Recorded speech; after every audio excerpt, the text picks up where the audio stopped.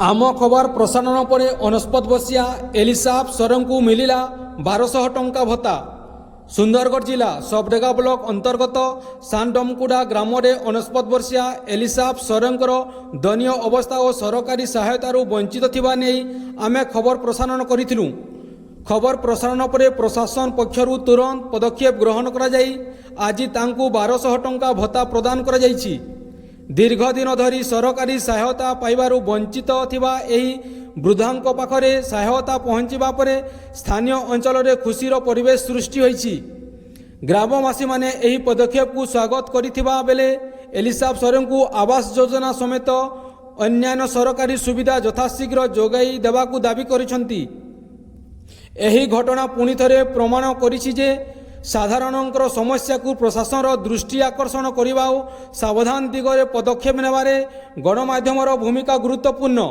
खबर प्रसारण पर तुरंत कार्यानुष्ठान हेबा सामाजिक सचेतनता और दायित्वबोधकर एक सारात्मक उदाहरण सृष्टि करिछि। ब्यूरो रिपोर्ट सुंदरगढ़ हलचल।